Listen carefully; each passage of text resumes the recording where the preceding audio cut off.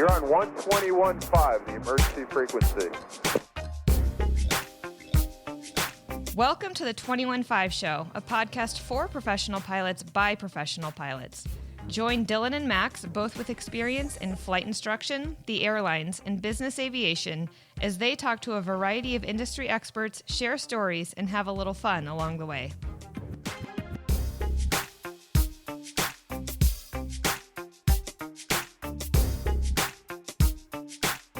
We're back.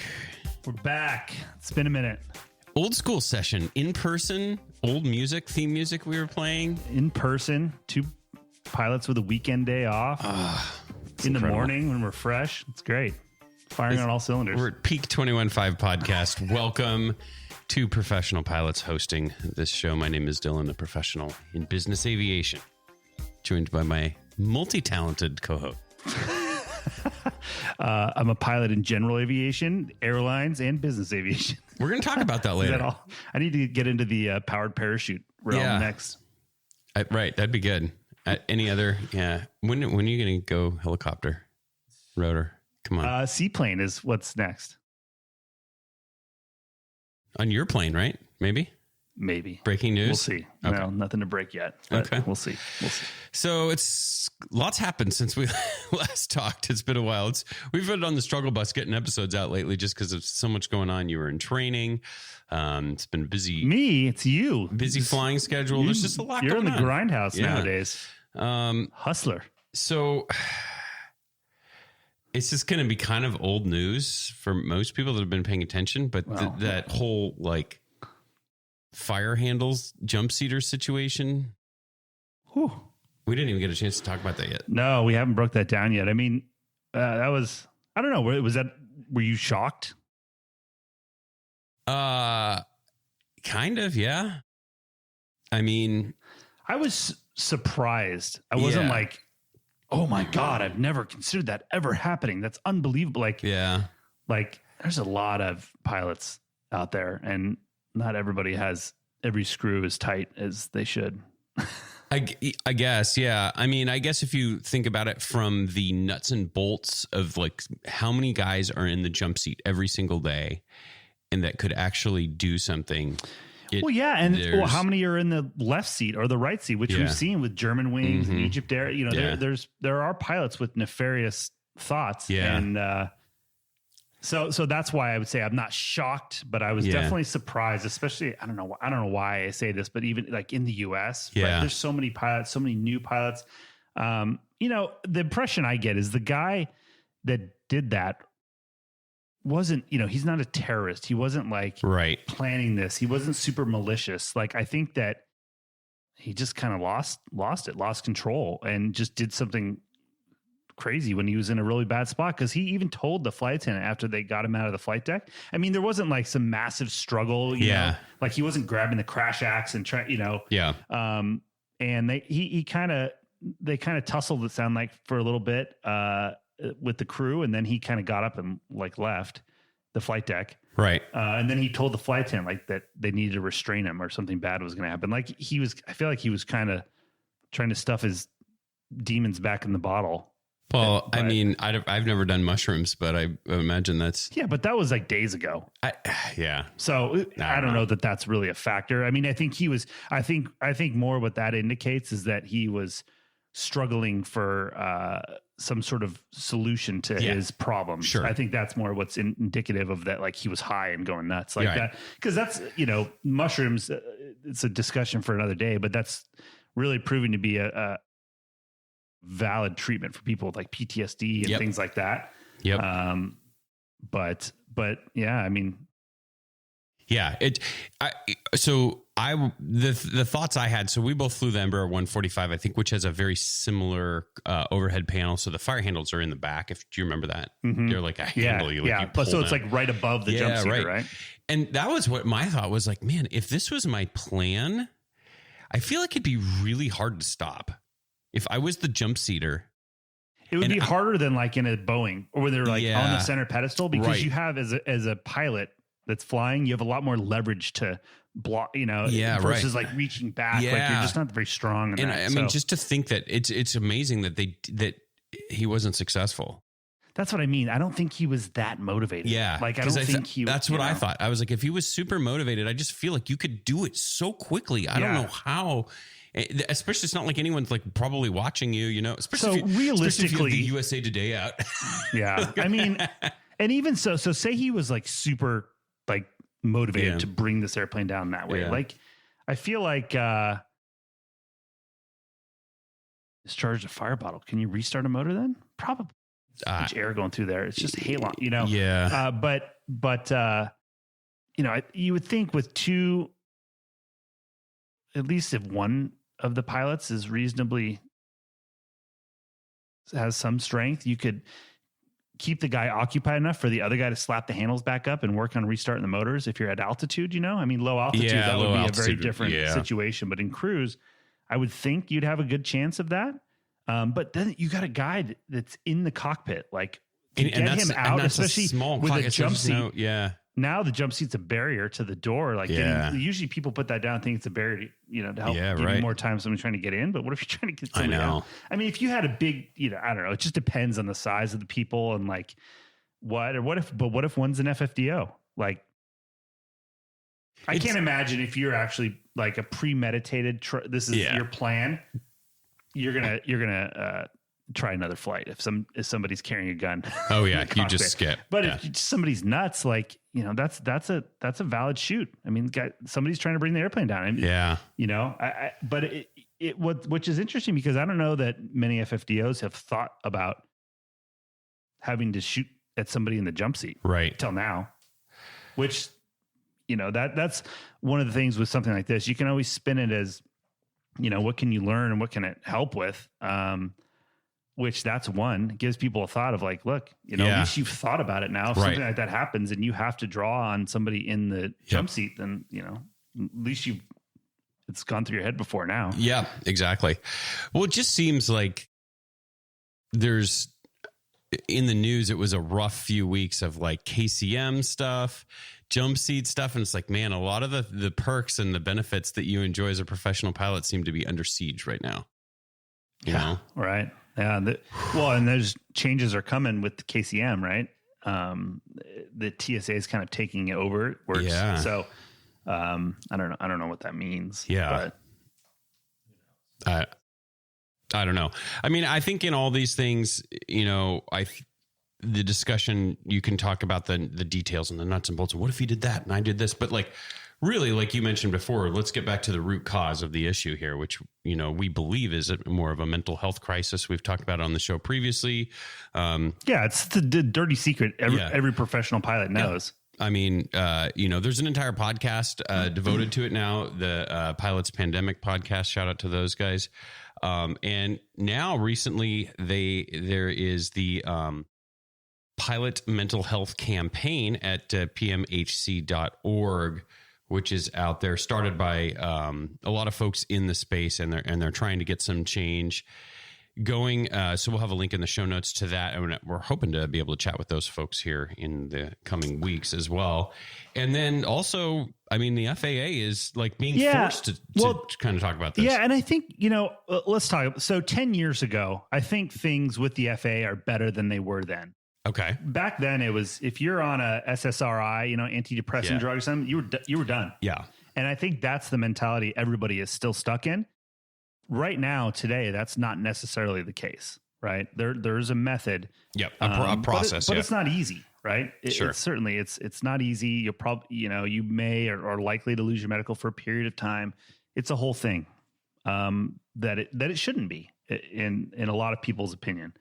And we know that changes in the FAA usually only happen if somebody dies or with massive political pressure, right? Yeah. Well, I think we're at the latter now, with this incident being so public and the pilot's mental health being such a big, glaring component of that. Yeah. Per his own admission, which I think is the most powerful thing that we have. 100%. Yeah. So you take the silver lining on it again, and I think that's forcing the FAA. So the FAA has launched a rulemaking committee on pilots' mental health. And, this is like, they're going to have a whole committee, a pilot mental health aviation rulemaking committee, which means what it says. There's going to be changes to the rules that will hopefully allow people to seek treatment and and return to fly. I mean, we figured it out with alcoholism. Yeah. Like, how can we not figure this out?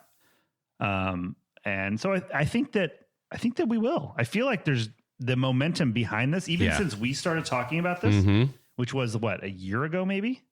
Yeah, it feels like it's maybe been about 2 years where things have really started to ramp up. Yeah, I would say. I just feel like, the ball's rolling and it keeps getting these little nudges, and you see it more in the FAA's address mental health in the news here and there, but not as like, you know, the newly confirmed FAA administrator, Mike Whitaker, says mental health care has made great strides in recent years, and we want to make sure the FAA is considering those advances when we evaluate the health of pilots. So, for talk is cheap. We'll see what happens with the rulemaking committee and what rules come out, but I'm encouraged. Yeah, it is, and I think just kind of looking at through my perspective, you think about, like you mentioned, the HIMSS program, and that's such a great program, but who's left out of the HIMSS program is everybody that's not an airline pilot right now. And so that would be my one thing that I would bring up is, okay, if we can copy the HIMSS program or do something similar, that's great, but it is going to leave out a segment of the professional pilot if it's done through because HIMSS is it through the union? Do you know? Yeah, it's through the union. But but the thing about you're referring to corporate pilots and all the other non-airline pilots around, right? What's interesting about that though is you think, what was another program that was exclusive to the airlines? It was a great program that now ASAP. Yeah. So there is a way where there's a will, there's a way. Yeah. And you have to, form a committee at NBAA maybe or whatever to get this done. Yeah. So it's harder too, because in business aviation you have to then have support of the person that's paying you. Sure. And whether that's, it's easier at a big charter operator or a big management company versus like the two pilots and the owner. Right. It's like, okay, are you going to support, but that's a whole, it would be great to have that availability. And I think with time, hopefully that will, but I don't know that mental health, this is coming direct from the feds. Sure. It could be. I think, there's two things is how they're going to treat being on an SSRI. Okay. That's one side of the thing. But then what about a complete, like the HIMSS program, where you're actually getting help from people? But this is, it may very well be coupled with that, with psychologists, psychiatrists, therapists visits every so often, just like HIMSS has recurring requirements. And for those of you that don't know anybody that's in HIMSS, it's no freaking walk in the park. Yeah, no, it's not like it's a get out of jail free card where you don't have to put any work in. Yeah, it is intense. Yeah. Like one of our friends that's part of it has explained to us. And I was like, oh my God. Yeah. It's a full, you're basically like doing it's a substantial investment of time and effort, which is good. That's why the success of the program is what it is. Right. Right. Because it's not easy and you have to want to. Proof of work. That's it. Proof of work. That is the theme. We'll talk about that a little bit later on. Okay. So we're going to have some more guests in the future that are going to discuss. I think. And I think the only other thing too, I want to talk about too, that it was thought provoking for me too, is the security of the cockpit situation. That's, have you seen where they're changing the requirements for cockpit doors in the future here for new airliners? It's going to be how the whole thing is when pilots take a bathroom break, right? The doors, that's the opportunity. That's the weak link right there, right? So now new airplanes certified in, I don't remember what it is, 2020 something in the future, right? Several years in the future, but anything new is going to have a 2-stage cockpit door. So you have a little space in the middle where you close the door and then you're in this little space, then you open the door that accesses the cabin. So if anybody bum rushed the door when you open it, the cockpit door is still closed. There's a barrier. So I'm sure it'll be something with the I don't know, but that's going to be super helpful. But with cockpit security in the meantime, I think that the jump seating pilot pulling the fire handles was something you never saw coming. And I think that what it should do is make you think about what other threats you may not see coming, maybe from another crew member. So the one that comes to mind for me is that when there is a bathroom break and the flight attendant comes up and sits in the cockpit. Right. Well, you think if your stereotypical flight attendant is not really a big threat Maybe it's a small, petite, 5 foot tall, 100-pound lady. That's the flight attendant, right? Right. And you're like, what's she going to do? Yeah.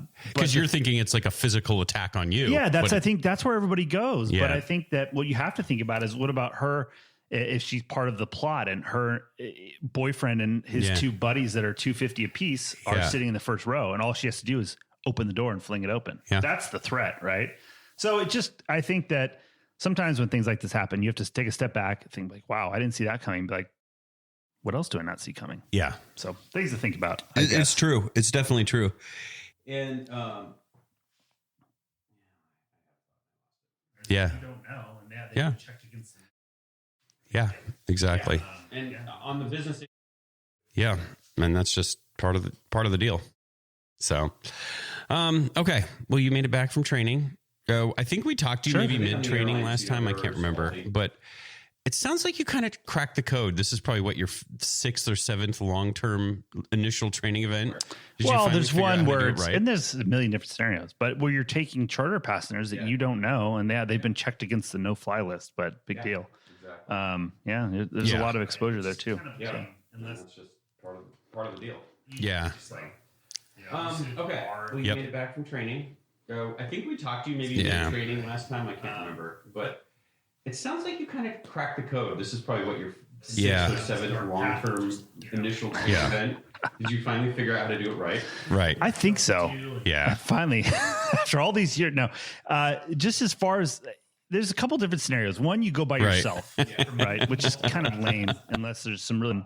So this time I was like, all right, we got. I have zero chill in me. You know this well that I can't just like. Here, you're not just going to be sitting on the couch thumbing through the memory items. Right. That's just not me. Like I'll study for a period of time, and then like I'm out. I'm done. I've said this on the show multiple times. The most aggravating part about Max and his family is that they have the ability to read something one time and then retain it for forever. And so I can only imagine. I wish we could get Christian on the phone right now, the guy that flies with Max, to talk about what it's like. We'll try. Yeah, we'll try. You read it and you remember. I'm like, okay, we're good. It's like, come on. Well, I was sensitive to that too with Christian. So we studied a lot together, and it was good. It was awesome. But I found that I go to this gym called F45, like group fitness type gym, and they had one there. We rented and then the other.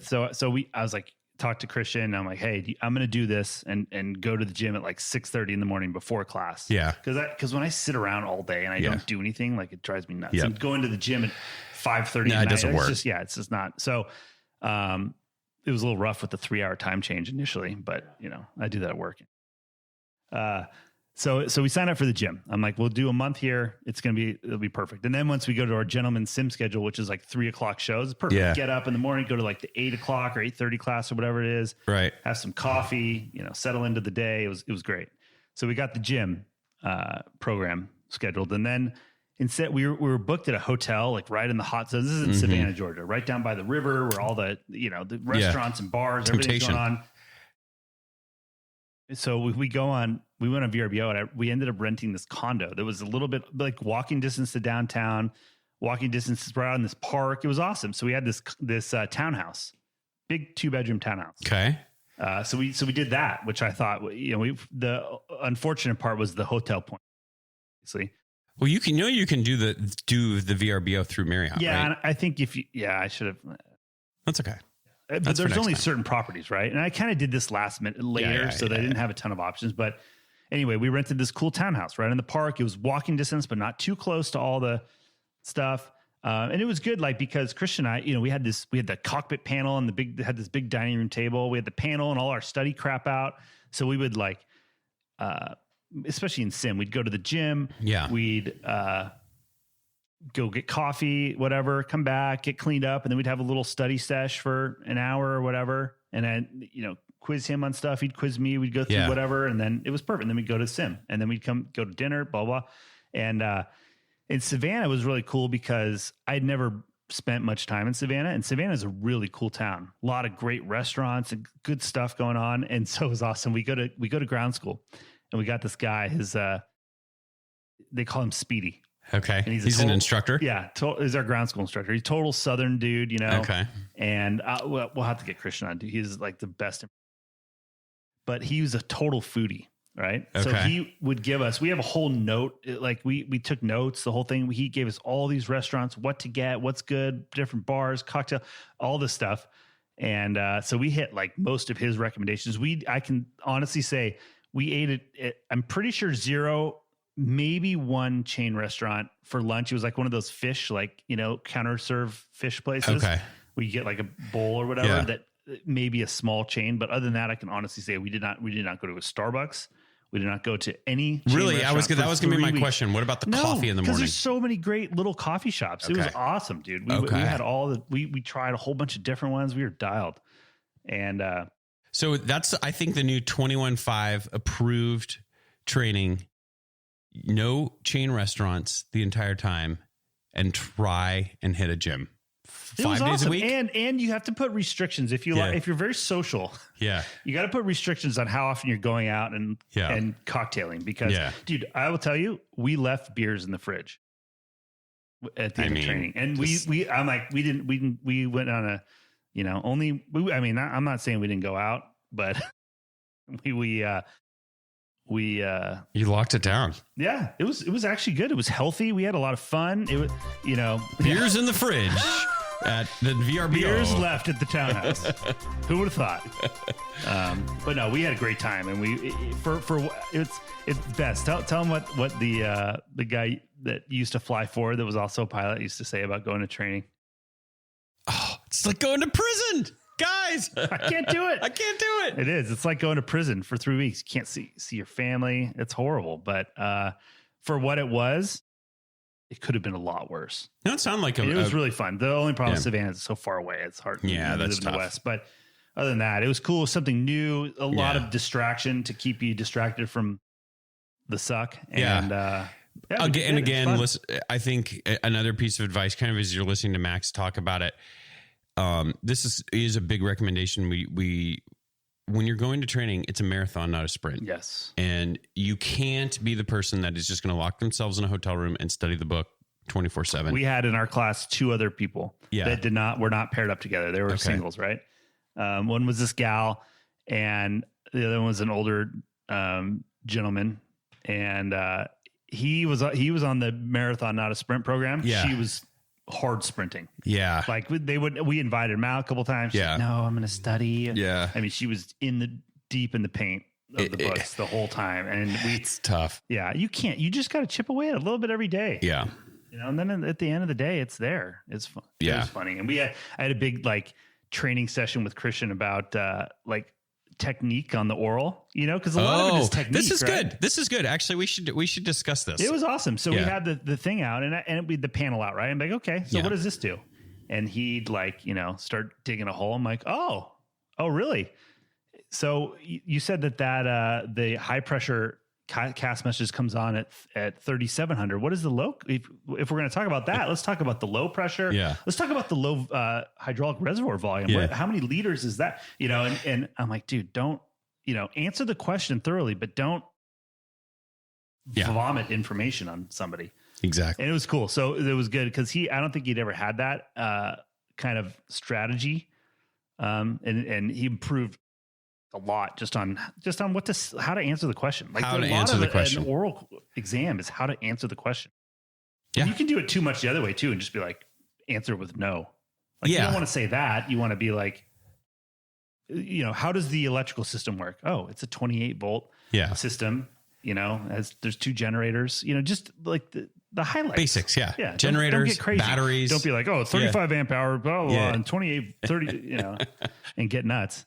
You know, my basic philosophy is that when I'm learning a new airplane, I want to know the memory items, the limitations, and basically every switch in the cockpit. If somebody points to it, they say, if you move this switch, what happens? What does it do? Practical knowledge. But and you want to know some of the other stuff too, but also taking an oral is like golf. Yeah. In a sense where you're going to hit a bad shot. Yeah. The art of it is can you get over it? Yeah. And move past it and keep That's going. a good analogy. You're a big golfer now. I forgot. You're big time. Listen, I'm not But you've hit a lot of bad shots. I'm forced to be. I love it. Yeah.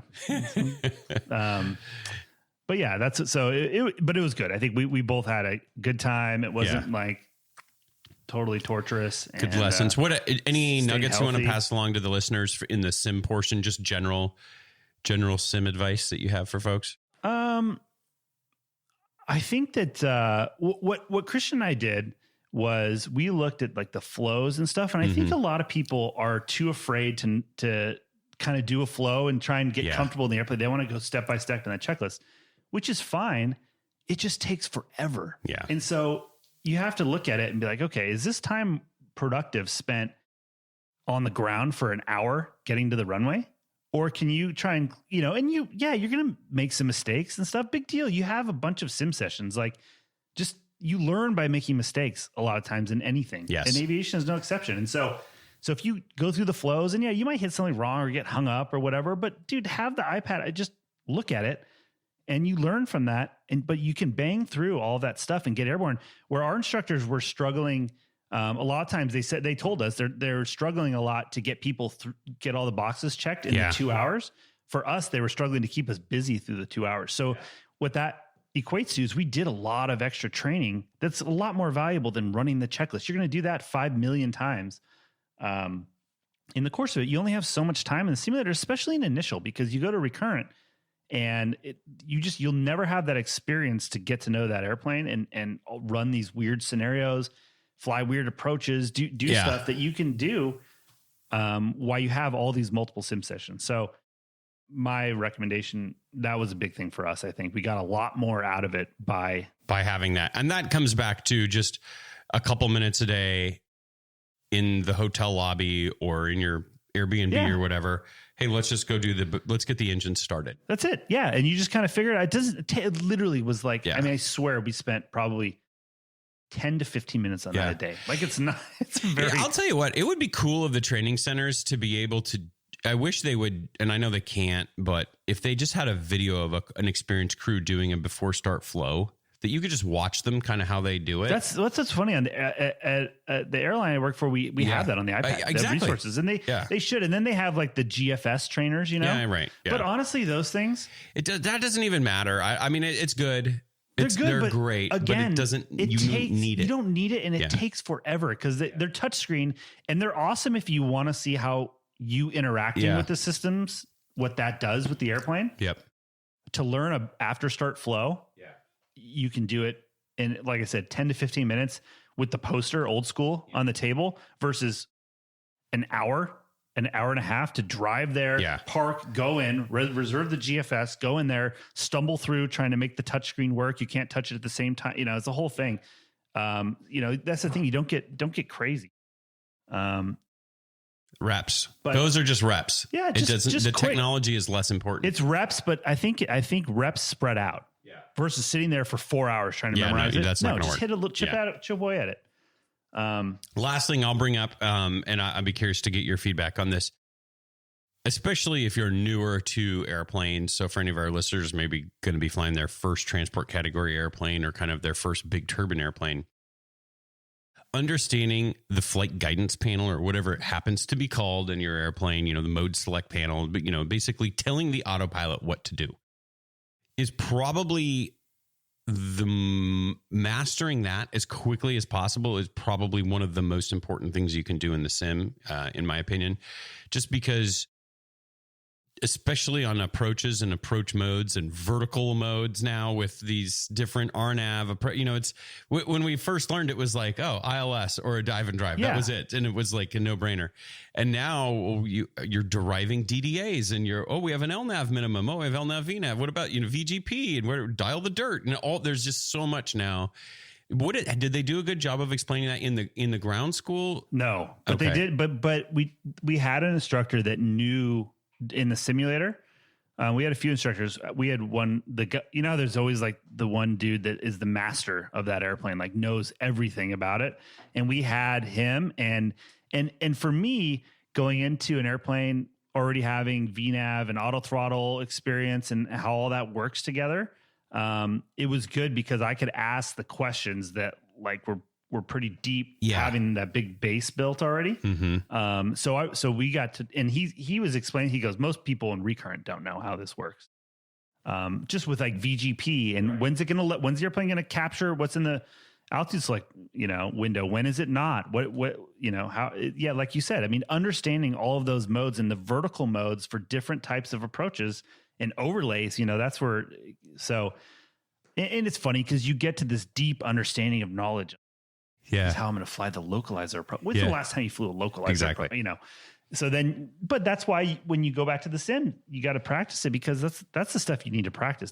That's what's so funny. We go to the sim, we fly a million ILS. It's like I fly a million ILS every week. Like what? We should never do an ILS. Yeah, you got to be doing the back courses and the weird stuff, LP approaches, things like that. So, but yeah, getting an understanding of that, and then also not only the mode select panel or mode control panel, whatever, but then looking at the FMA.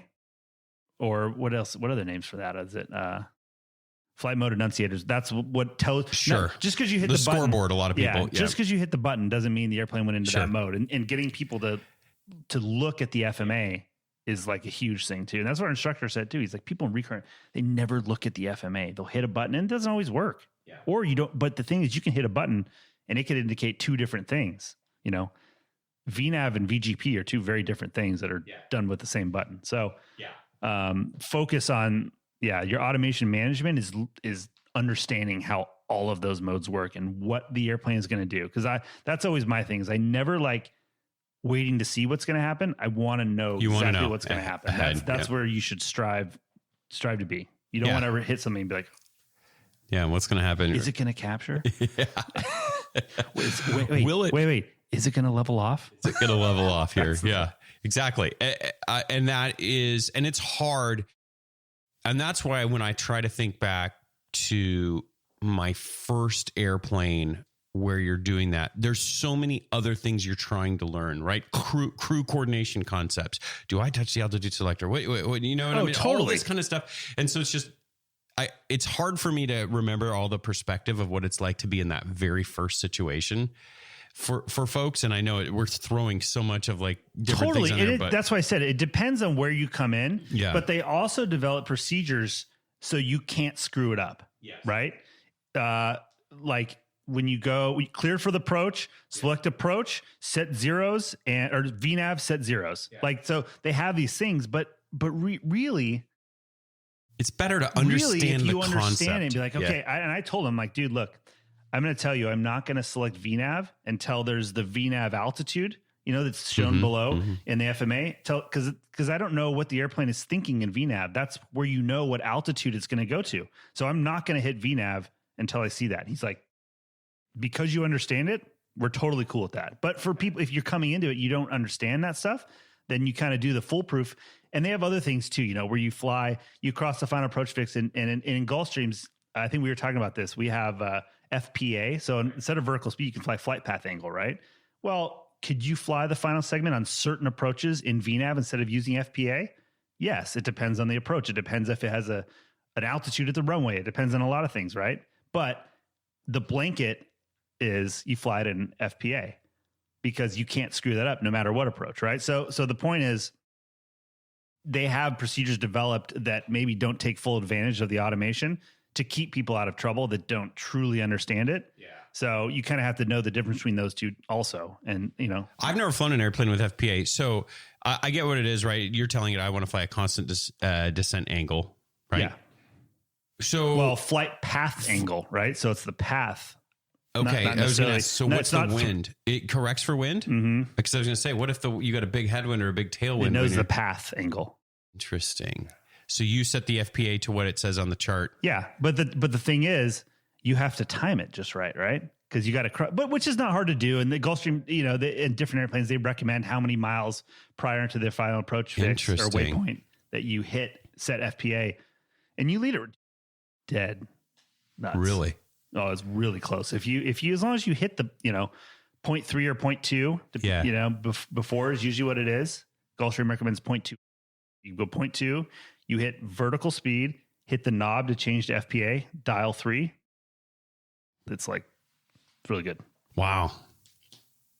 That's cool. Yeah. You know what else it has? This airplane has a heading, and then you can do a little inner bezel and change it to track. So you can do, instead of just a heading, you can select a track. Finally. Listen, when you have to fly a raw data ADF approach, it's really helpful. There you go. That's perfect. Again, good. Well, I think that was good. There's good training nuggets there. I think people can take. It's one of those things you learn. And then it's funny because going into it with Christian, he had never flown auto throttles and things like that. And that's the other tip too. If you're the more experienced pilot and you're paired with the less experienced pilot, don't always save the less experienced pilot. Let them fail, just like your children. It is good to let people fail at certain times. Now, don't 100%. Sit there and watch them ball it up on the check ride. Yeah. But in training environment, let people screw up because they will not forget things if you let them. In general, did you find it more helpful for the more experienced pilot to go first in the sim? That's what we did 100% of the time. I asked him, what do you want to do? I'm like, dude, have a look at it because there's so much new stuff. It's so much better if you look at it. I'm like, I'll go whenever you want. Mm-hmm. But yeah, the more experienced pilot going first, so the less experienced guy can get an idea of what, because you're applying theory learned in the classroom to practice. Yep. And if you see that, it's way up. That's good. There's some good nuggets, I think. I think people can use that. A lot of folks changing airplanes, getting hired. It's a marathon, not a sprint, guys. It is. One just chill, piece at a time. Try and enjoy yourself a little bit too, because that's the thing. You just wear yourself out. Like my tolerance, we would be studying. I'm like, all right, I'm done. Let me know when you're done. And I just get up and walk away. How many times do you think you fell asleep in the classroom? Couple? We'll save that one for Christian. Okay. All right. Well, yeah, that's right. Okay. Well, here's the problem. They had us like on name tags on our seats, right? Yeah. And this is a whole big classroom, like probably 20 positions because they all had computers. Oh, yeah. And mine's at the back. Mine's in the back row. Oh no. I'm like, right against the wall. Why would you do that to me? So plenty of room to hide. Yeah, that's cool. It's all good. We passed. Good. Welcome. Thank you for your new your new slip of paper. Will be coming in about 3 months. Mine took. They're very behind over there at the FA. 6 months. 6 months is the backlog to change it. Wow. What's your LOA situation? It's nothing yet because we don't own the airplane yet. Okay, but time to call Christy DeYoung. Yeah. All right. Get going. All right. If you got any questions about training or want any advice, I don't know. Hopefully this is helpful, but shoot us an email, info@215podcast.com with your training tips for folks. Yeah. If you have any other ones. Yeah. Please. I'd like to share. A lot of people going through training. It's always good to get through. We've got an interesting. Oh, wait, one more. This is good. Go ahead. Sorry. We go into class day one. They're like, welcome to G280 initial, blah, blah, blah. And then we were talking and they're like, yeah, recurrent's like already full for next year. And I'm like, what? I'm like, how? Wait, I raised my hand. I'm like, so you're expecting us to come to training that can cost upwards for $50,000 with no expectation of being able to remain current in this airplane? They're like, and so on the first break, I march into the center direct manager's office. I'm like, can you talk for a minute? I'm like, this is insane, dude. Like, what are you guys doing? Like, how is this possible? Your policy is what makes this happen. Yeah. Because everybody is so afraid of not getting slots.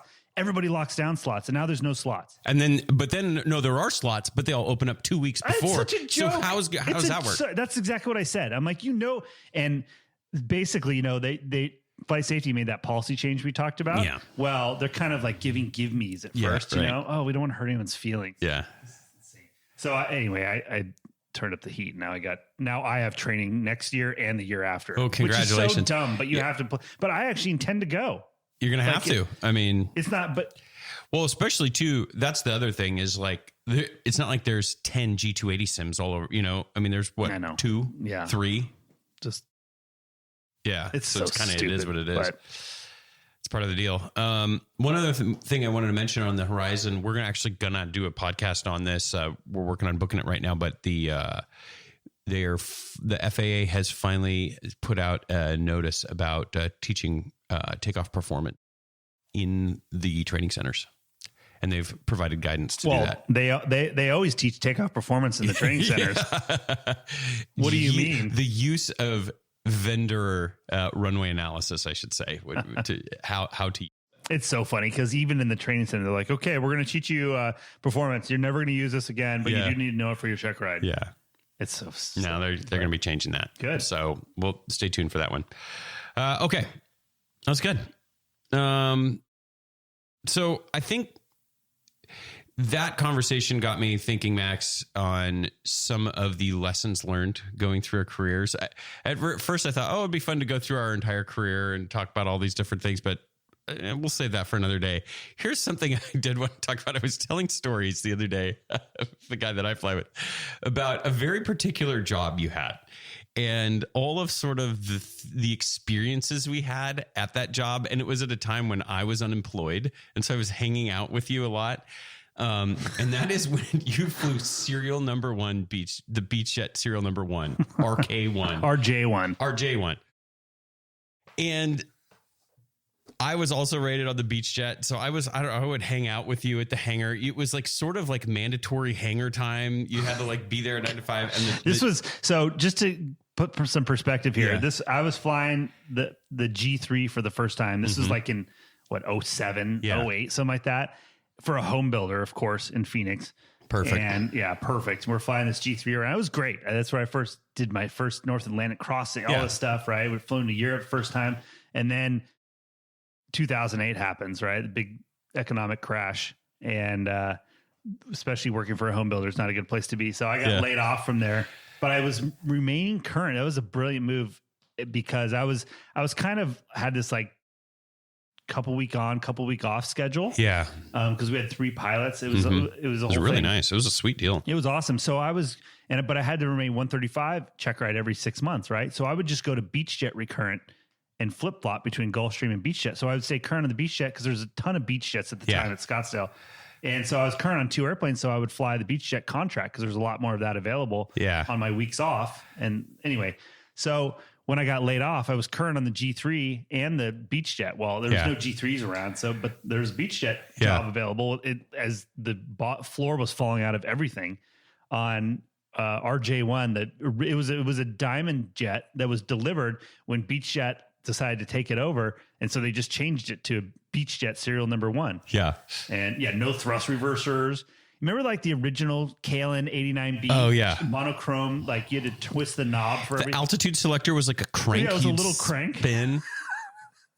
With mechanical numbers. So I thought it would be fun to just like go through memory lane of that job because there was so I think to preface this was probably the most, you worked for a very difficult director of aviation, I would say.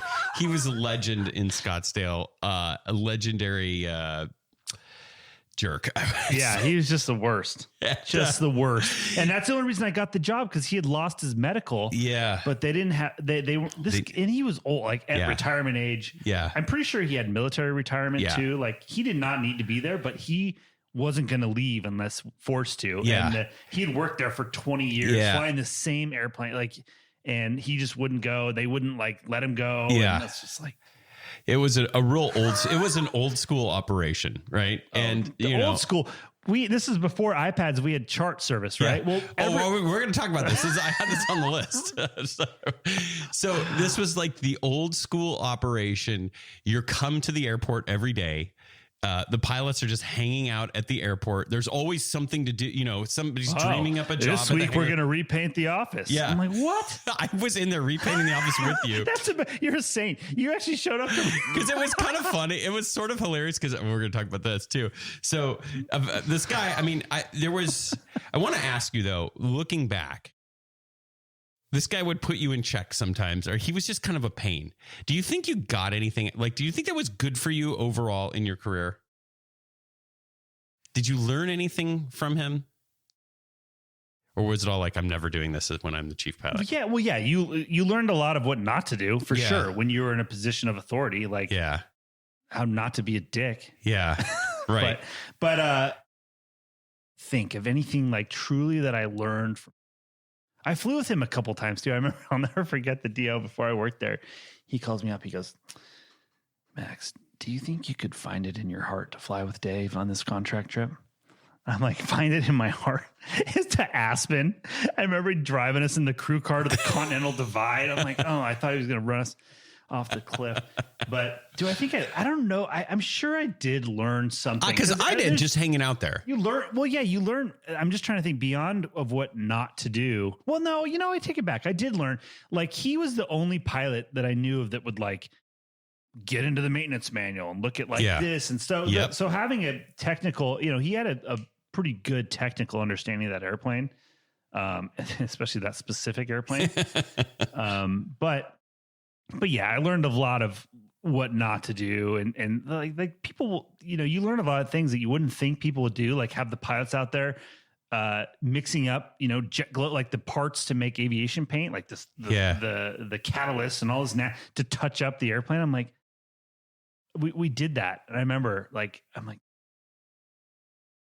And then it's like, oh, now we're going to touch up the cockpit. So he has paint I'm just horrendous.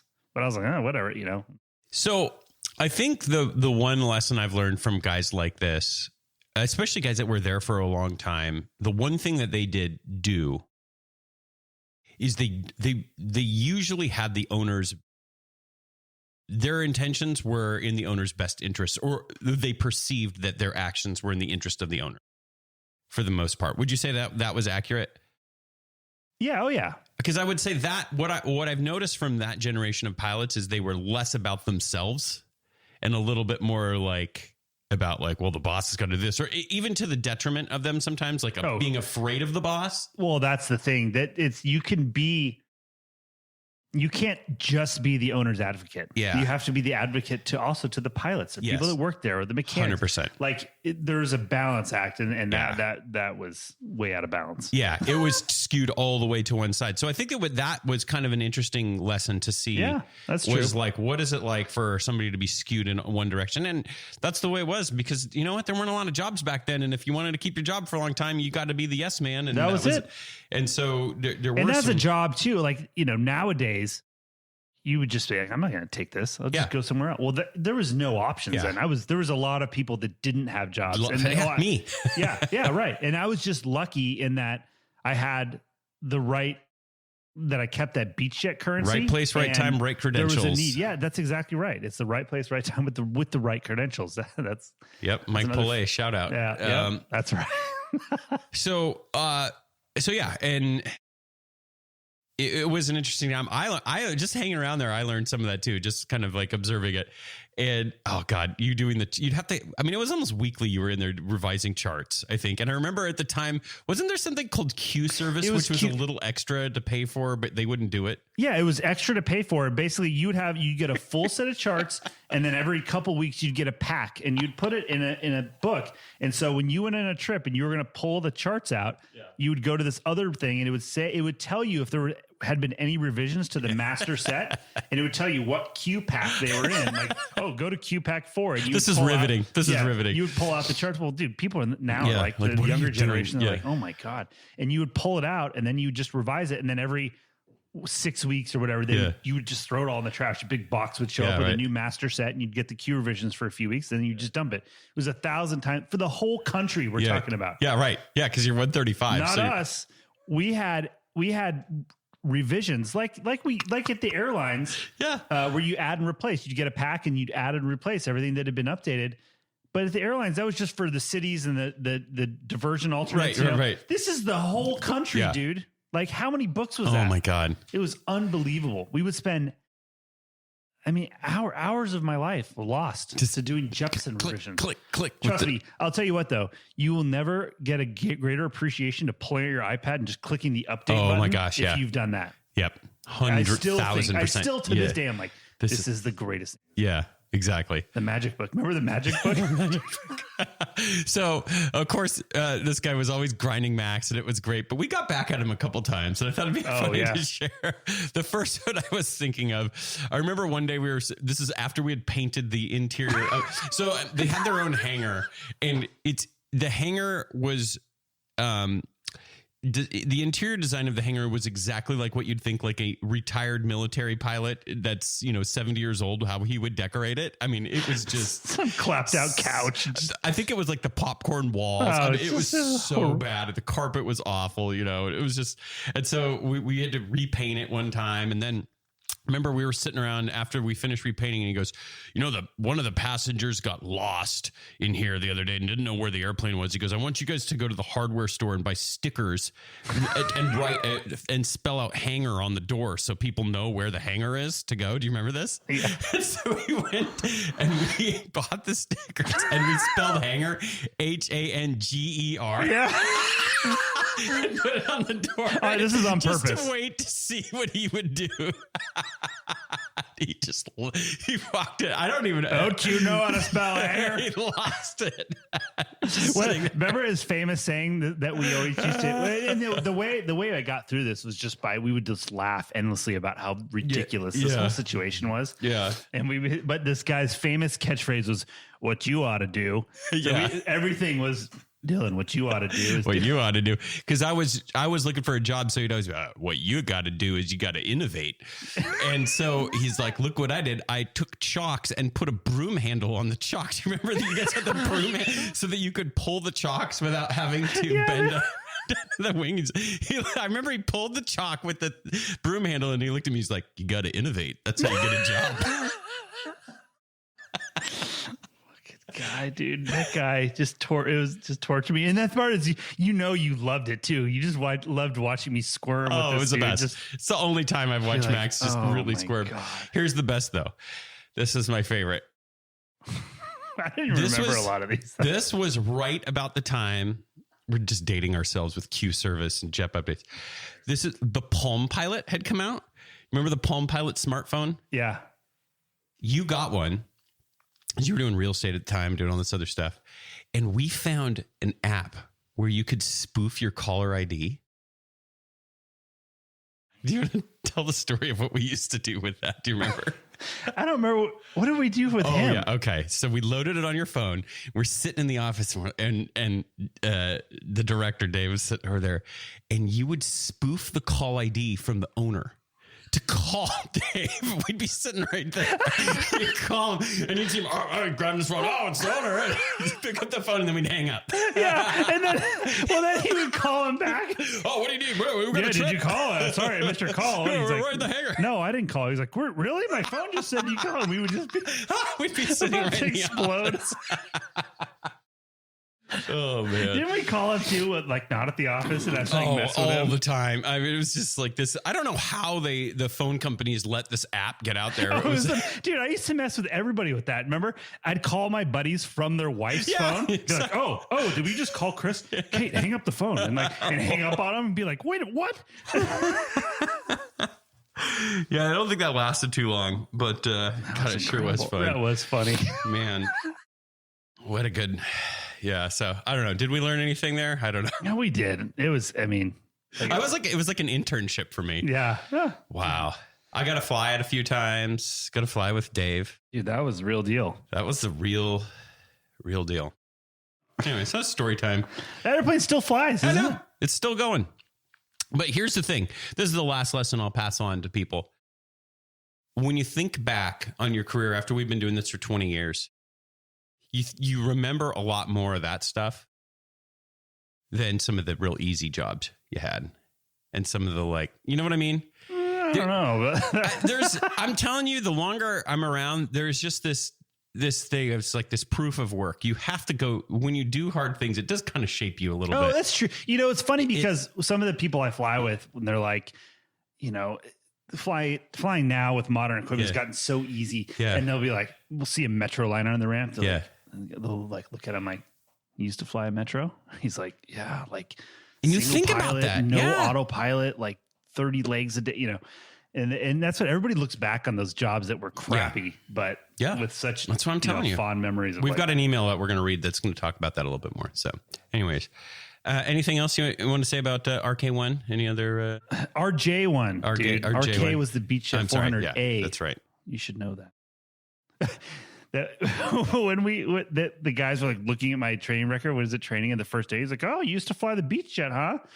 I'm like, yeah, bro, positive rate, gear up, lights in, right? He's Yacht like, amp on. I don't remember that. Yeah, yacht amp on. He's like, I don't, nobody remembers that. I was like, Some of us do. Some of us read something one time and remember it forever. Chump. All right. Well, I don't know. If you've got a good story about a hard job you used to have and maybe what you took from it. God, I'm still reeling from a couple episodes ago. They kind of sent his regional schedule like 10 ways. I know. That was so incredible. But see, he remembers that. Okay, let's jump in. We've got a couple of good emails, some reviews, and some flight advice here to wrap things up. The reviews. One of the best aviation podcasts. I've been listening in on the 21.5 show since the early episodes. The podcast has moved from this is great to this is an indispensable aviation resource in my list of go-to podcasts. The guys do an excellent job of keeping the content interesting and informative. The idea of a podcast that doesn't shy away from things that might be taken poorly by some listeners is also refreshing. Love it or hate it, the Roger Reeves episodes speak to a part of our industry that has always existed and bring to light things that most folks only talk about in jest. Keep up the good work, gents. Oh, all right. Thank you. That's very flattering. Full Circle Aviation. Yes, appreciate that. I knew he was going to mention the Reeves podcast. It's always coming. Another review. I can't. The screen name starts with 0909009. It says best commercial aviation podcast. I've been enjoying this podcast ever since hearing about it a few months ago. It provides a valuable mentorship, aviation information, and career advice. It has been instrumental in conceptualizing what my career may look like as I transition from military aviation to commercial aviation. You can tell that the hosts have a genuine interest in providing guidance that results in the best results for the individual. Thank you. Okay. If you wrote us a review, shoot us an email, info@215podcast.com with your mailing address, and we'll shoot you some stickers. Appreciate that. Next up, Max, is the Mailbag, which is, of course, brought to you by Advanced Aircrew Academy, aircrewacademy.com. All of the training information they have available for crews, runway excursions, weather radar, winter ops, all of the What about runway incursions? They probably have that too. You can check out all of their offerings on their website. Your flight department needs. I got a question for you. How much CPDLC stuff did you guys go through in your training? 0.0. There you go. See, you got it. But your airplane's fully capable though, right? Mm-hmm. So might need to go to aircrewacademy.com and do a CPDLC module. Actually know what's going on. I mean, I use it every day in my other gig, but yeah. But the point is, besides that, the point is like that's a big, yeah, it's a big thing, and there's no formal training on. Aircrewacademy.com. Thank you for your long time sponsorship. On to the Mailbag. First email, guys. I just wanted to write to let you know I'm really enjoying your podcast. I have given you both credit as offering a balance between the 121 and 91 world while continuing to discuss the pros and cons that both of those hold. But I have to offer the biggest attaboy for the advice I have heard you offer to several people working their way up the industry to not be in a rush and to seek out the adventure in the industry while they can. As I come closer to the end of 20,000 hours of total time, this is exactly the advice I give when asked. Don't rush for that airline job. As tempting as it is, I spent the first third of the career wandering the globe, flying float planes and helicopters in remote operations all over the world. The next third flying wide-body heavies around the globe for a supplemental 121 operation. The last third has been a mix of helicopter, air ambulance, contract pilot on a variety of jets, mentor, instructor, and who knows where it will end up. The journey has been amazing, and I can't imagine all I would have missed out on if I had gone straight to the airlines like everyone seemed inclined to do. It has been a career that far exceeded my wildest aspirations, and I continue to tell people there are jobs and opportunities out there that you haven't even heard of.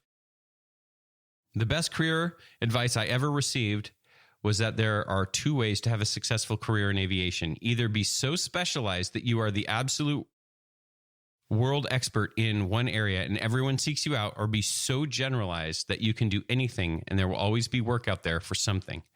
The second choice always seemed more interesting to me. Don't focus on the airlines just because that's the most well-known path. Thanks and keep up the good work. Well said, Steve. Yeah. I like that. Be generalized. Airline, business aviation, general. Like a chameleon. Yeah, that's Very right. adaptable. Very adaptable. Yeah, it's true.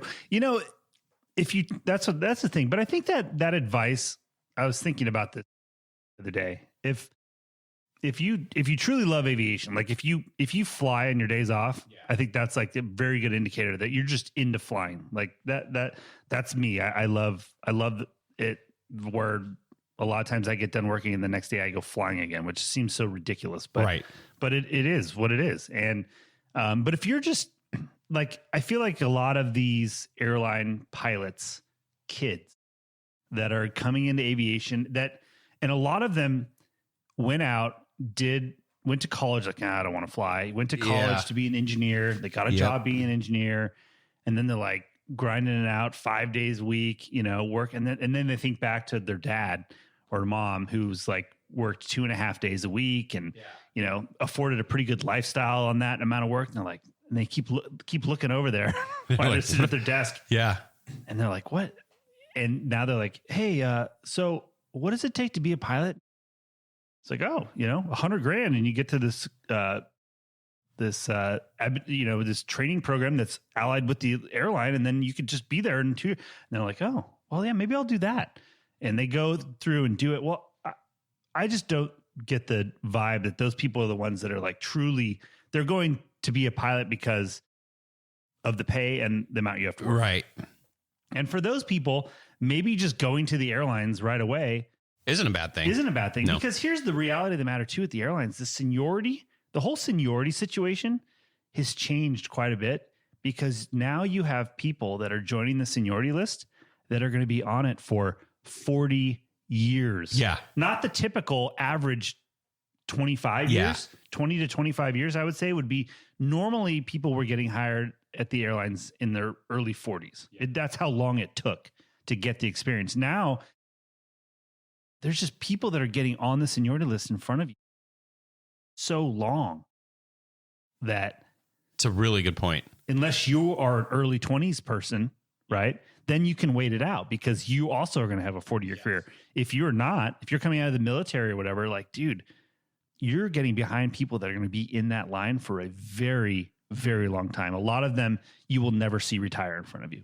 So I was also thinking about that the other day. I'm like, the rules have changed a little bit since when I went to the airline 5 years ago, not even, like, the average age, and like if I were behind people that were way younger than me, like that would be very hard, because your progression, especially as you get to the left seat, it's just going to grind to a halt for so long. So it is. Yeah, that's an interesting. I wonder what the metric is. We could like age per seniority. I don't know. There's some. There's some metric. I don't know what it is. We have to think about it. But that's a consideration too. Is like if you're just doing flying airplanes, I think doing that though for 40 years, because I get worn out and I love flying airplanes. Yeah. And sometimes I'm like, dude, I got to get out of this. When is this over? We call that a 4-day trip now. Yeah, exactly. I think while I still agree with Steve and what we have said previously, like but that is for if you truly love flying, and depending on what your focus is. I don't think it applies to all. But I think the other comment I will say for Steve's, which I agree 100%, if you look at in a vacuum as like the best career for you and what would be the most fun, I agree with what Steve says. It's probably not the most fun for your spouse and your kids. Yeah. You know what I mean? Also a good point. And getting to the big airline with good work rules and stuff is great. I mean, you can have such a good family life with young kids with an airline job with some seniority. The other thing about it too is if you do love flying and you want to go fly float planes and do that, things are nowadays, you could get a job as an airline and you could just wait a few years and you could probably afford to just buy one and make those aviation experiences happen where you couldn't before. Or not even just buy one, just go, you have the disposable income to go whatever, go get a float plane rating in Alaska. pay some dude to sit in the other seat and fly around with you for a while. That's easy on a 2-week trip. That's easy to say. How many of our buddies at major airlines own airplanes? Well, it's less than half. Yeah, but it's less than a quarter. But everybody's getting new contracts and things like that. But I'm saying, how many of my buddies at the major airlines do you know that are really like into flying airplanes, that are really into aviation? Less than half. The ones that we do know that are like that, like Roy, he has an airplane. Sean, he has an airplane. Kirk, people that are truly passionate about it. Absolutely. Have airplanes. They have the ability to do it. But I think that's the good point, is to look at it. It is like probably half of our college buddies, maybe less. What? Love what you'd say. Oh man, that dude loves flying. Got to GA doing the whole thing. Ted's not that dude. Right. There's a lot. So it is really interesting, I think, when you look at the breakdown of like how many people do it. It's just a job, and then other people. Yeah. And I think that's across all careers. My dad was a doctor. I didn't see him on the weekends giving checkups. It's just so. I don't think that happens in a lot of other jobs though either, where, I don't see accountants just, building spreadsheets on Sunday afternoon for fun. It is, but that's why this career some volunteer at church to be the, It's true. I think this is just such an interesting career because it's a career and it's a passion, and it's one of those rare things where it can be both to people. And so I think Steve's advice is very interesting because there's definitely a scale of how much do you love aviation? Where's your passion? And if you're super passionate about it and you love it, then what Steve's talking about and the more of the adventure thing, the stuff that we talk about, sure, that lines up more. And then there's other people that like that you're saying, oh, it's the guy that looks at it and goes, man, I want to work less. You know what I mean? So, but I can't imagine this job would be very tough, especially from the airline perspective. You didn't at least like it. Like, because there's a lot of things that go with the job that I do not like. I don't like getting up at 4 a.m. Yeah. I don't like staying in the hotel in San Jose or Milwaukee in the winter. Like, it's just not fun. Like, there's other things I'd rather be doing. But as a whole, I think it's great. But I mean, dude, that's the thing. Like, that's why I don't want to be an airline pilot, because when I was an airline pilot, I did not enjoy it. Yeah. I did not like aviation. And I'm like, I get I could make more money, and there's some other things, but do I not want to be happy for the next 25 years? And that's what I tell my kids too. I can't think of a worse way to live life by having a job that you don't like or you hate, even worse, that you hate, because that's like, what do you spend more time doing in your life?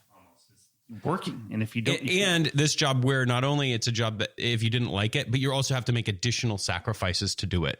Like, you got to be gone, and you know what I mean? For sure. Holidays. It's like one thing to work an office job that you don't like, but you're around every weekend, you're home and holiday every day. So anyways. That's literally my wife is like her career starting to do really well. I'm like, would you rather, if you started to make a lot of money, would you rather you work more so I could work less, or would you rather us work the same? I'm just curious. I'm not like proposing because it's not even close there yet. But she goes, oh, I'd much rather work a little bit. I'd rather work more for you to have to work less.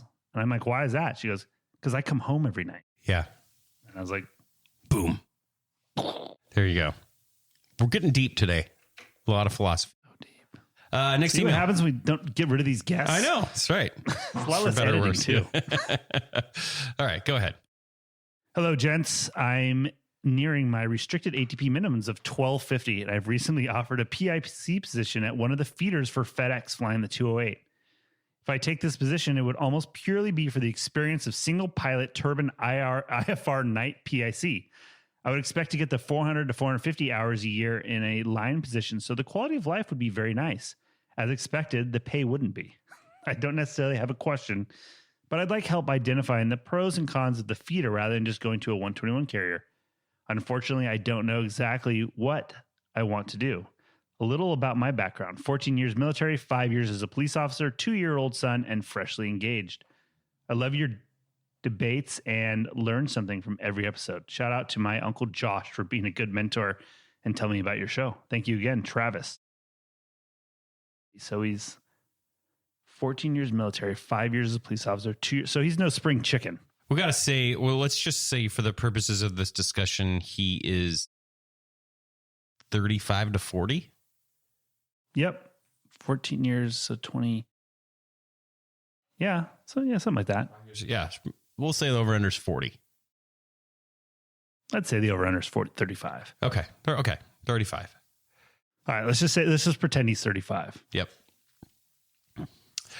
All right, this is what I'm going to say about flying the 208 for the feeder. You're going to be in charge. You're going to be making a lot of decisions, and it will be probably the best for a year for your development as a pilot. Setting all the like timing of seniority list and everything else aside. Yes. That's going to build the best foundation for you as a pilot going forward. My opinion. I don't think you need to work that job for 10 years. Probably 1 year will be enough. But I mean, that is going to really like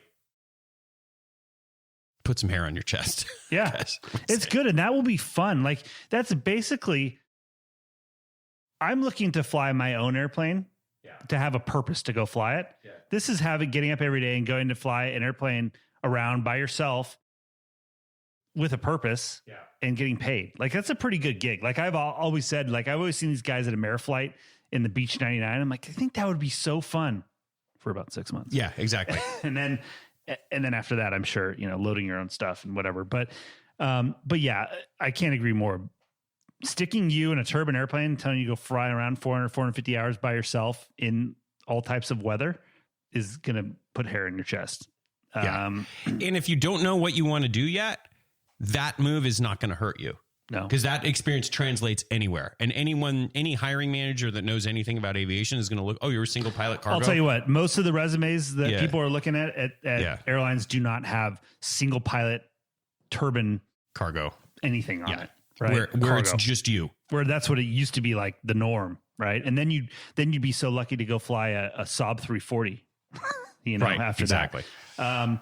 But to the discussion we just had, especially at your age, the seniority question is very substantial here. And do you need that solid experience to go fly in the right seat of the Airbus? You don't. I'm sorry, but you just don't anymore.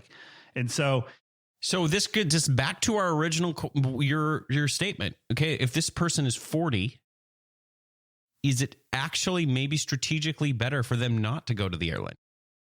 Potentially. If they live in a city where there's a lot of, business aviation opportunities, blah, blah, blah, there's a lot of ifs, ands, or buts, but you're 40 and you're going to be getting in line with guys that are 15 years younger than you.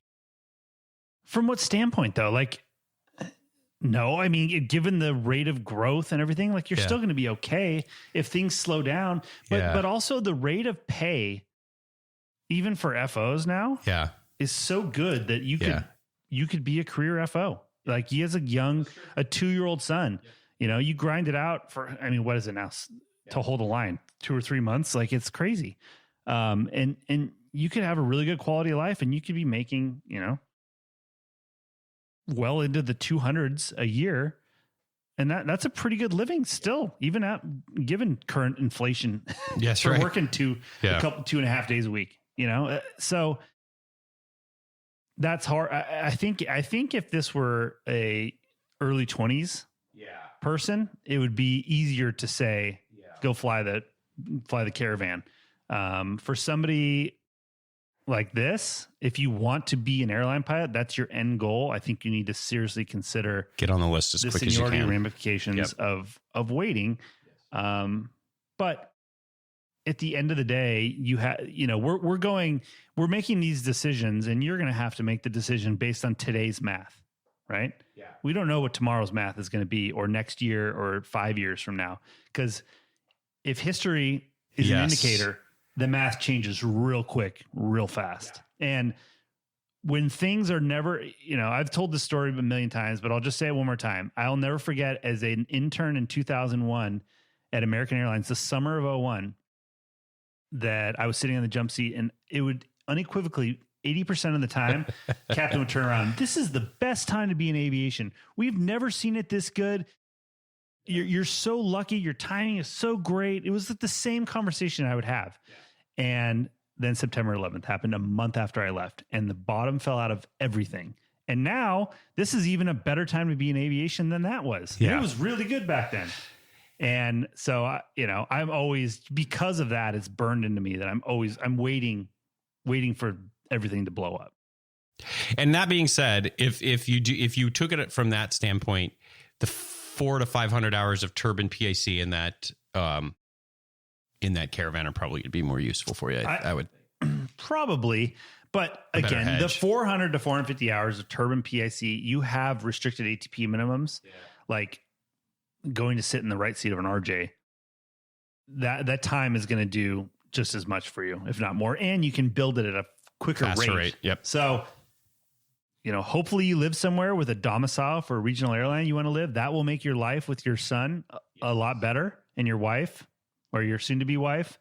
Or consider, if I was in that situation and I was like, all right, I want to be an airline pilot, I would try and decide what airline I wanted to work for, because you can actually have a choice nowadays. Yeah. And I would move to Dallas or Atlanta. Like, seriously. Yeah.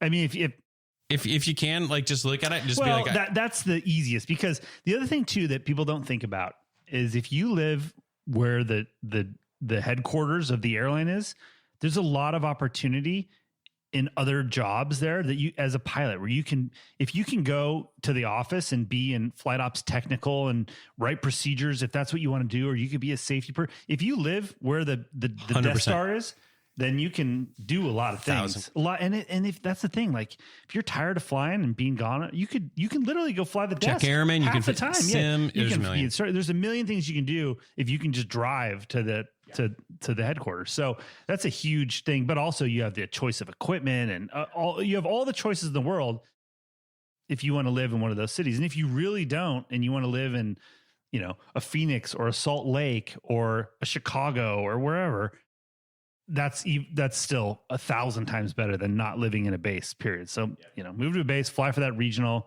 and then you can get into the whole throttling of hiring from there and blah, blah, blah, blah, blah. But figure that out later. Just, you're going to be raising a family, kid's going to go to school. Just set your Ford up somewhere and onward. I don't know. Did we help? Did we answer Travis's question? The problem is just giving things to think about. Well, the problem with all these questions, yeah, exactly. We're like therapists. You don't tell people what to do. You just give them perspective that makes them think. But the other thing too is any of these questions, you can't give him a solid recommendations, because starting from the almost the most important consideration is how old is he? We don't even know. We just have to kind of guess. Yeah. So and that's how it is with all these flight advice. You don't have enough information usually to give a definitive answer of at least what would I do in that situation.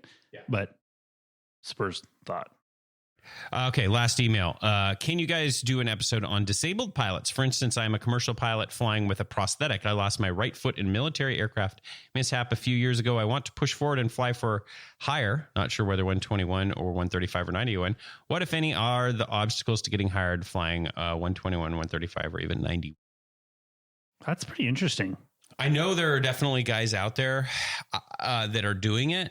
Well, again, this is another thing. Do you have restrictions on your medical? Yeah, that would be first step one. Yeah, I would say you need to talk to AMAS or Harvey Watt or somebody that advises you on your specific. But he's a commercial pilot flying with a prosthetic, so obviously he can exercise the privileges of a commercial. Holds at least a class 2 medical, right?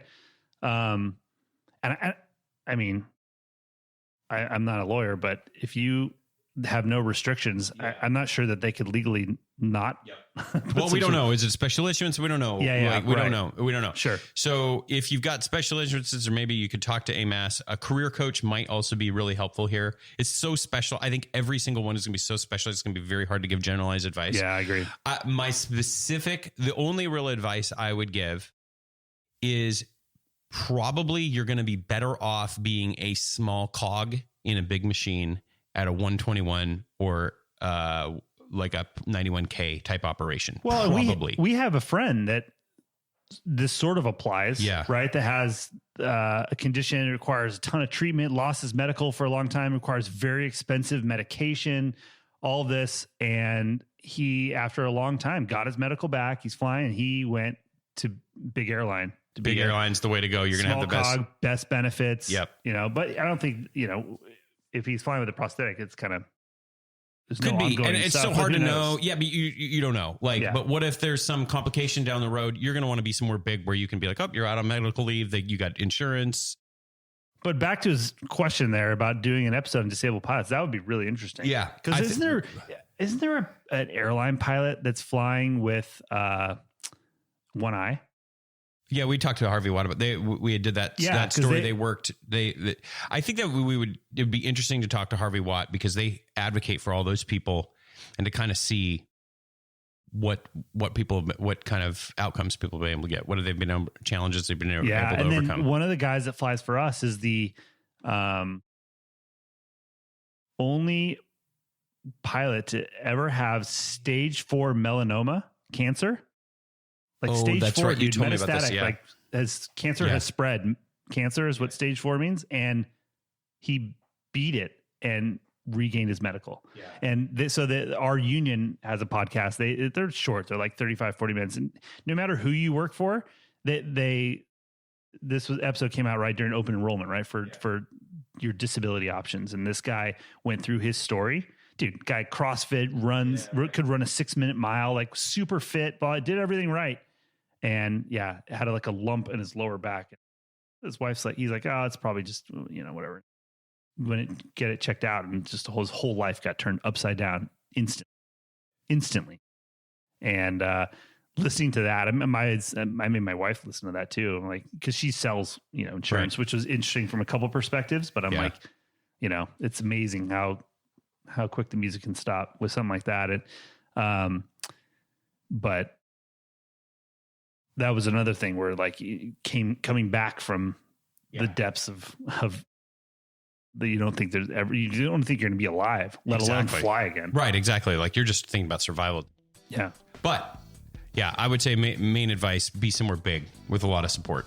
Yeah. All right, that is going to do it for the mailbag. If you'd like to be a part of the conversation, shoot us an email, info@215podcast.com. Thanks to Advanced Aircrew Academy for their longtime sponsorship of the mailbag. Moving on, Max, to flight advice, which of course is brought to you by our friends at Harvey Watt. HarveyWatt.com. You can check out all of the coverages that they have for professional pilots around the globe. You mentioned the Southwest pilot that had lost their medical and is back in the air. Harvey Watt can be that bridge for when your medical is not in your pocket. You can keep that money flowing. Very important. Check out all the offerings they have, including life insurance, HarveyWatt.com. Right, on to flight advice. Hey guys, in your experience and opinion in today's world, how are failed check rides going to affect my chances of getting hired at the airlines or 135 world? I am flight instructing currently, but younger me failed my private, instrument, CFI, and CFII initial check rides. They are all easy to explain failures in my opinion, but I'm always a bit paranoid that when I do get my 1,500 hours, I won't get hired at the airlines. I've been told airlines are forgiving if you can explain how you've grown from these failures without making excuses. But when I Google this question, the internet says I wouldn't even get hired at Wendy's. To give you more info, I also have a degree from Embry-Riddle, shout out Eagles, and I'm in 2 regional airline pathway programs that guarantee me final interviews if that helps my chances anymore. Thanks for all you guys do. I really appreciate the show. And that's from Brandon. Well, we sent a message to one of our Diamond Dogs who is an airline. He's on the hiring committee at a major. He interviews people. Yeah.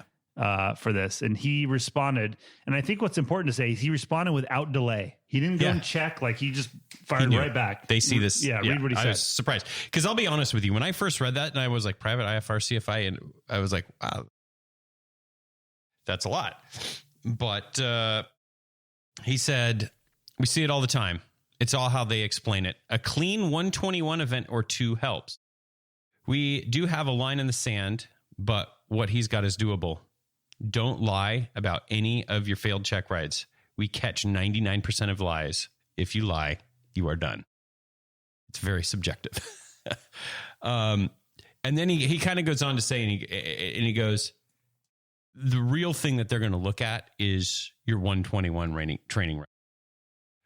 So your first regional. He said like a 121. Yeah. record of you getting through a 121 program would be helpful. Yeah. And this is our buddy who's at one of the big airlines. Yeah. At one of the majors. Yeah. So yeah, I think I wouldn't be discouraged. I would definitely, because this is a very dynamic situation you're going to be in to explain this in an interview. I can't think of anyone better than to talk to James. Yeah. Unfortunately, as much as I hate Max to refer, as much as I hate to plug James shamelessly, no, there's nobody better in the business than to coach you on how to explain that one in your own words, as James. So I would definitely talk to him, and I would use, what he helps you with to then get to that final interview at the regional, get through their training program. And I think it's going to be pretty smooth sailing from then, because we all remember back then you were a totally different person, aviator, everything from where you become when you interview. Especially if you went to Embry-Riddle and you started this when you were 18, I mean, think about how much growth you have between the ages of like 18 and 24. Yeah. You can almost be a different Just tell person. them you weren't even on a G1000. You had like a real six pack. We had 6 packs, bro. But yeah, it was hard. That's the and one other point that our Diamond Dog said, he goes, the red flags for hiring is not the primary training. It's the 121 failures. Yeah. That's where they're like, okay. Yeah, because they're just looking at the end of the day, they're looking to make sure you can get through the program without a bunch of problem, which equates to problems for the airline, and that you're easy to get along with. Exactly. Talk to a coach, own your failures, which it sounds like you already do, figure out the best way to explain them, and focus on what's ahead, because that's kind of that's the crucial stuff. Just keep your head down and do what you got to do. You're gonna that's be fine. It. And a regional's going to hire you. I'm pretty sure. Yeah, you're going to be good. Yeah. Okay, that is going to do it for it's funny. We spent 4 hours on the emails giving advice, and then we knocked out flight advice in 5 minutes. That's what you said when you're like, all right, next is flight advice. I'm like, what was that? What have we been doing for the last hour? If you've got some flight advice you need, we have an anonymous form on the website, 215podcast.com. You can go and submit it. We don't even have to know your name. But I'll tell you what, the more information you give us, the better. I would say the two things in flight advice in general, give us your age and give us where you live. Those are very helpful. Those are helpful. Those are super helpful for us. And also if you live there and if you're not leaving. Yeah. My wife grew up here. Yeah. Let us know if your wife grew up where you live. Yeah, right. Exactly. And her parents live there. Yeah. Grandma and grandpa, if you're in Omaha and you're not leaving, that's really helpful advice, or helpful to know. Yeah. Right. So, okay. That's it. We did it. Do you ever think sometimes we're just too hard on people that commute? I wonder if we should have someone on that's it's not a big deal. It's worth it. It is. It's just every situation is so one-sided in that. I'm so passionate about it though. But and I fly with people all the time that commute, and I've never. No, who's told? How many people have you run into in the last 20 years that are like, this is great, this is fine? There's a couple. It's the only people that say the number one response. Guess what the number one response is when you try to It's not too bad. It's not too bad. That's exactly what they. It's not too bad. It's not bad. I get it. And there are definitely times where it makes sense. If you live in a really cool place and it's worth it. And how you define cool is up to you, but by and large. Yeah. It was funny. The flight attendant I just talked to the other day. Community. She's like, oh, I got this great line. I get back at 10 in the morning and there was this 11:30 flight. And she goes, well, now my flight doesn't leave till 6:30. Yeah. She's like, 8 hours. I'm like, yeah. But then I looked at just a great example that I just thought of the other day. So I got my schedule for next month. So this is my trip, right? And I wanted to get home on Christmas Eve. Look at how money that is. Do you get home Christmas Eve at 10 a.m.? 10 a.m. It's perfect. And I can't because then you worked up to then. So then I can't believe you're jinxing yourself like this. I know. Well, listen. Well, you remember last Christmas during there was a schedule meltdown, troubles, and you're listen. But you made it. You survived. But then everyone else was just I was just thinking melting. I'm like, this is so awesome because I land at 10 a.m. on Christmas Eve, but if you had to then figure out how to get home, it would still be awesome because you would get home at a reasonable time. But it's so much less awesome than just getting in your car and you're home at 10:30. Hey, yeah. I'll never forget finishing a trip. This is when Lindsay and I first started dating. She was flying to Oregon to meet my family. I was finishing a 4-day and then like going to meet her at the airport there. And I'm just like, I know I'm going to get junior man. I know this is going to happen. She's got to confirm, my parents will be there at the airport to pick us up. And I'm like, I could just feel it coming. Did you get it? No, but I was like, I could just feel it coming. And that's the kind of stuff you got to worry about, when you got to commute it. Yeah, totally.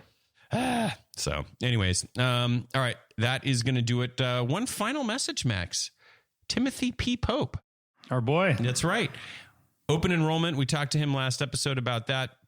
Got to make some smart choices there. Maybe you've got an old 401k from your previous employer. Now you're at your big mainline job. What are you going to do with that thing? Tim's your boy. You just got to have a plan. Yeah. Talk to Tim. Get a plan. Nobody wants to do this. Yeah. But you have to. Pick up an overtime trip. Pick up a contract trip. Use that money to pay Tim. You'll be all set. And let him do what he does. Best money you ever spent. Yeah, absolutely. In the show notes, you can find the link to reach out to Tim. He'll set you straight. Certified financial planner for professional pilots. Timothy P. Pope. Thanks, Tim. Okay. It's going to do it. Max, that's all we got. Thanks to all of our sponsors. Thanks to everyone for writing in. Please let me know if I need to send you a sticker. Send me your address. The holidays are coming up. Max's schedule is perfect for the holidays. Nothing could go wrong. He's all set. Yeah, but if something set does, in Max, stone. That's right. If something does, I just want you to remember flexibility.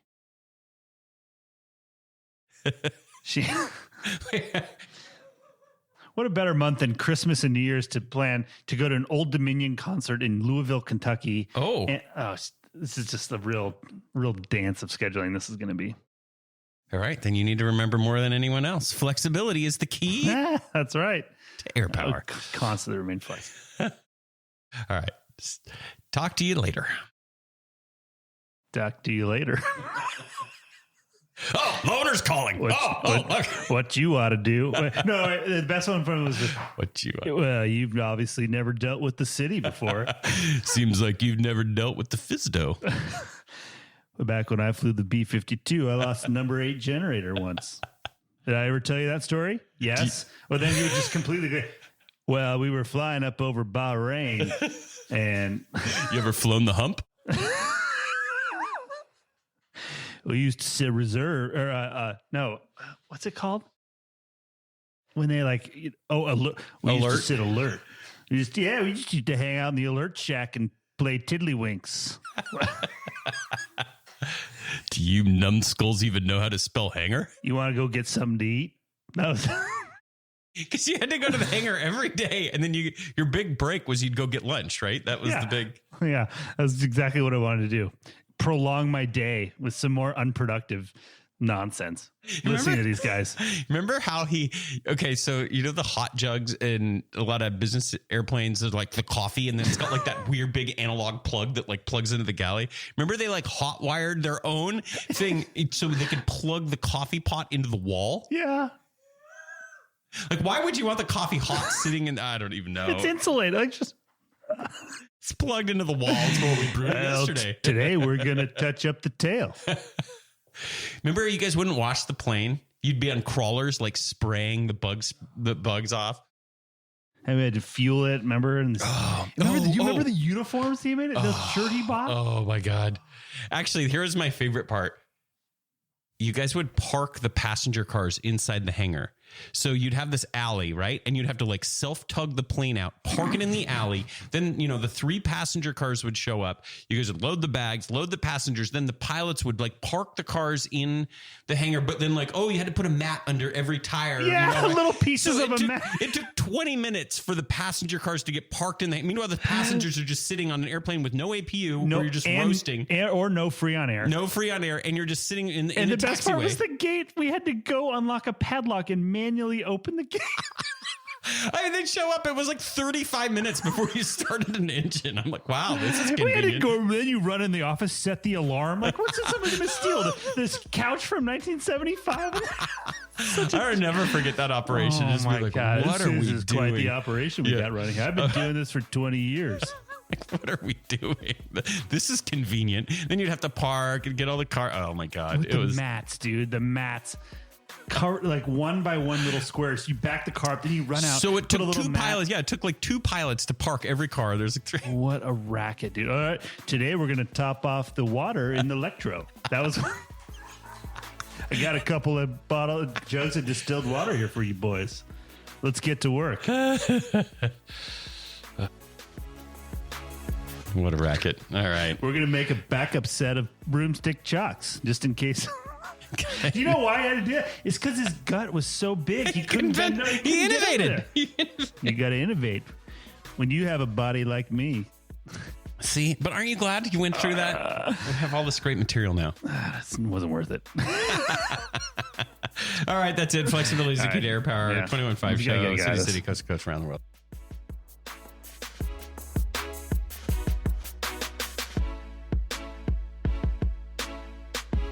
Vanguard. The statements made in this show are our own opinions and do not reflect, nor were they under any direction from any of our employers.